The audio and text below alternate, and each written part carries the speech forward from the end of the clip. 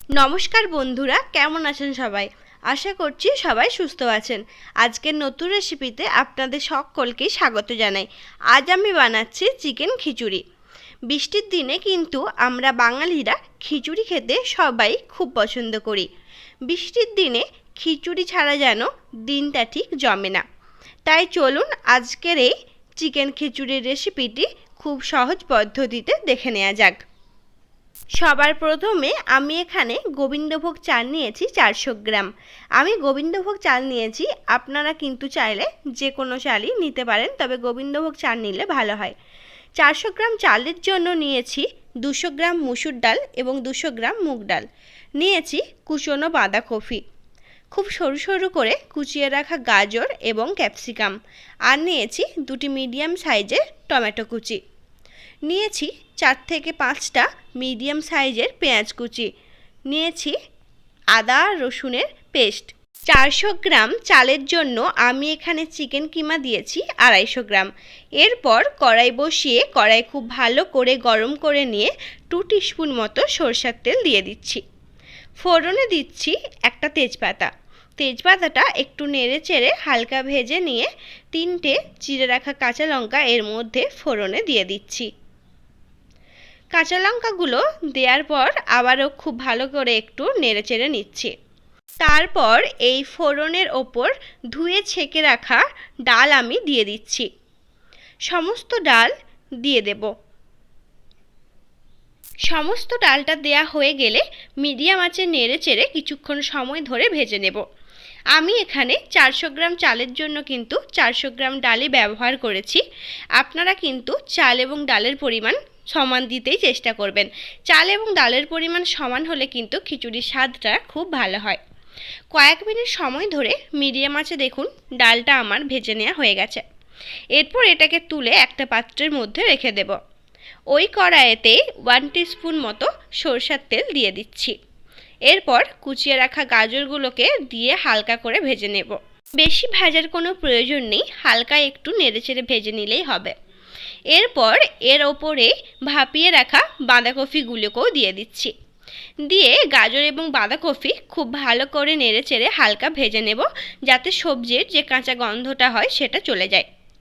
প্রায় 2 থেকে 3 মিনিট মতো খুব ভালো করে আমি নেড়েচেড়ে এই সবজিগুলোকে ভেজে নিচ্ছি। দেখুন সবজিগুলো কিন্তু আমার ভেজে নেওয়া হয়ে গেছে। এরপর একটা অন্য পাত্রে তুলে রেখে ওই কড়াইয়ের মধ্যে 3 থেকে 4 টিস্পুন মতো সরষের তেল দিয়ে দিচ্ছি। ফোড়নে দিয়ে দিচ্ছি জিরে।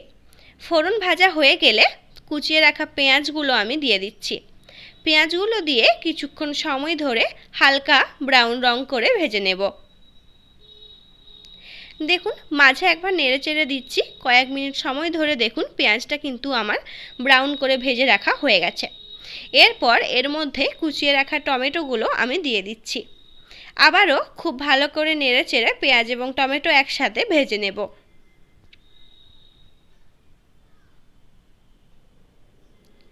পেঁয়াজ এবং টমেটো আমার খুব ভালো করে ভেজে নেওয়া হয়ে গেছে।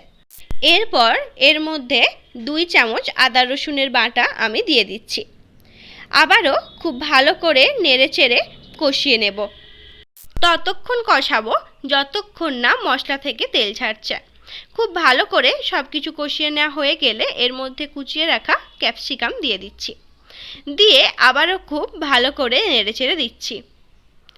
অল্প একটু জল দিলাম যাতে মশলাটা নিচে বসে না যায়। জলটা শুকিয়ে এলে আরও কিছুটা পরিমাণ এর মধ্যে আমি জল দিয়ে 2 চামচ হলুদ গুঁড়ো দিয়ে দিচ্ছি। আর দিচ্ছি 1 চামচ থেকে 2 চামচ ঝাল লঙ্কার গুঁড়ো, স্বাদ মতো নুন দিচ্ছি, 1 চামচ ধনের গুঁড়ো, 1 চামচ জিরের গুঁড়ো। এরপর সমস্ত শুকনো মশলাগুলো খুব ভালো করে কিন্তু কষিয়ে নিতে হবে। আমি কয়েক মিনিট সময় ধরে মশলাগুলো খুব ভালো করে কষিয়ে নেব। মশলা কষানো হয়ে গেলে যে চিকেনের কিমাগুলো রেখেছিলাম সেই কিমাগুলো দিয়ে আবারও খুব ভালো করে নেড়েচেড়ে হালকা কিমাগুলোকে সেদ্ধ করে নেব। কিন্তু এখানে বেশি সেদ্ধ করার প্রয়োজন নেই, কারণ এটা খিচুড়ির সাথেও কিন্তু সেদ্ধ হবে। দেখুন মশলা আমার কষানো একদম রেডি হয়ে গেছে। এরপর এটাকে একটা সাইডে সরিয়ে রেখে দেব। এরপর একটা হাঁড়ি নিয়ে তাতে পর্যাপ্ত পরিমাণ জল দিয়ে দেবেন। আপনাদের চালের পরিমাণ অনুযায়ী কিন্তু আপনারা জল দেবেন। তারপর এর মধ্যে 2টো দারচিনি এবং 2টো এলাচ আমি দিয়ে দিচ্ছি। তারপর চালটা কিন্তু আমি জল দিয়ে ভিজিয়ে রেখেছিলাম, তাহলে সেদ্ধটা তাড়াতাড়ি হয়। সমস্ত চালটা দেওয়ার পর ভেজে রাখা ডালগুলোও আমি এর মধ্যে দিয়ে দিচ্ছি। আর এখানে দিয়ে দিচ্ছি যে সবজিগুলো ভেজে রেখেছিলাম সেই সবজিগুলো। দেখুন সমস্ত সবজিগুলোকে এর মধ্যে দিয়ে ঢাকনাটা ঢাকা দিয়ে রেখে দেব যতক্ষণ না সেদ্ধ হয়। প্রায় কিছুক্ষণ পর ফিরে আসলাম। দেখুন চাল এবং ডাল কিন্তু হাফেরও একটু বেশি সেদ্ধ হয়ে গেছে। এরপর এর মধ্যে যে মশলাটা কষিয়ে রেখেছিলাম সেই মশলাটা দিয়ে দেব। মশলাটা দেওয়ার পর খুব ভালো করে নেড়েচেড়ে নেব। আবারও এটাকে কিছুক্ষণ সেদ্ধ হতে দেব। ফিরে আসলাম কিছুক্ষণ পর। দেখুন চাল এবং ডাল খুব ভালো মতোই সেদ্ধ হয়ে গেছে। জলের পরিমাণটা এখানে একদম বেশি যাতে না থাকে। এরপর এর মধ্যে 1 চামচ মতো গরম মশলা দিয়ে দিচ্ছি। তারপর খুব ভালো করে নেড়েচেড়ে মিশিয়ে নিলেই তৈরি হয়ে গেছে আজকের চিকেন খিচুড়ি রেসিপি। আজকের রেসিপি আপনাদের কাছে কেমন লেগেছে সেটা কিন্তু আমাকে অবশ্যই জানাবেন। ভালো লাগলে লাইক করবেন এবং আমার কাছ থেকে এরকমই নতুন নতুন যদি রেসিপি পেতে চান তাহলে আমার চ্যানেলটা অবশ্যই সাবস্ক্রাইব করে রাখুন।